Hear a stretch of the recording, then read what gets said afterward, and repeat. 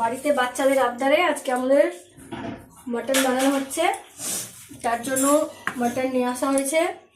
এখানে আমার মাঠে পেঁয়াজ লাগানো হয়েছিল, সেই মাঠের পেঁয়াজগুলো কাটা হচ্ছে। রসুন ছাড়িয়ে নিয়েছি, টমেটো এখানে রাখা আছে, এখানে আছে কাশ্মীরি মির্চ, এখানে আছে মিট মশলা, আদা বেটে নেওয়া হয়েছে। এবার এই পেঁয়াজগুলো ছাড়ানো হয়ে গেলে এটা আমি এই যে শিলনোড়া আছে, শিলনোড়াতে একটু বেটে নেব। এবার আমি শিলের মধ্যে রসুনটা নিয়ে রসুনটা একটু বেটে নিচ্ছি, তারপর পেঁয়াজগুলো বেটে নেব।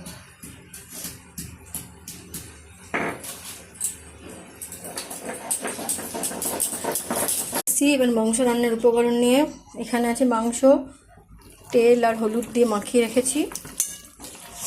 এখানে আছে পেঁয়াজ বাটা, রসুন বাটা, আদা লঙ্কা বাটা, টমেটো কুচি, আর এখানে আছে মিট মশলা আর কাশ্মীরি মির্চ।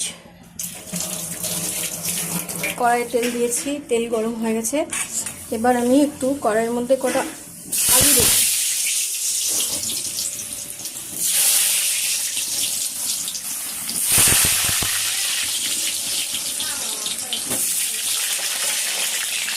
আলু দিয়ে আলুগুলো একটু নেড়ে নেব।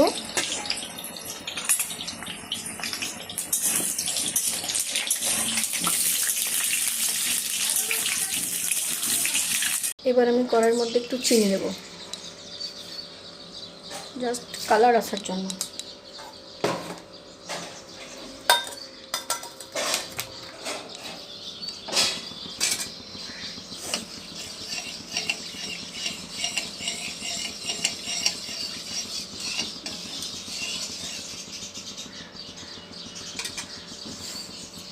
তারপর কেটে রাখা টমেটো দিয়ে দেবো।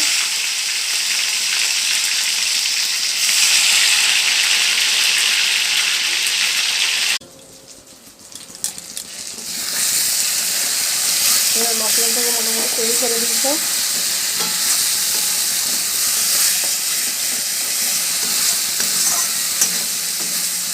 এবার এতে হলুদ আর তেল মাখানো মাটনটা দিয়ে দেবো।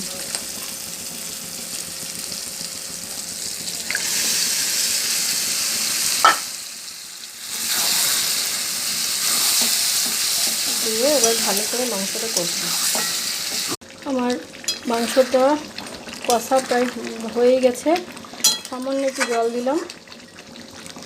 এবার মাংসটাকে আমি একটু প্রেশার কুকারে দিয়ে দুটো সিটি মেরে নেব।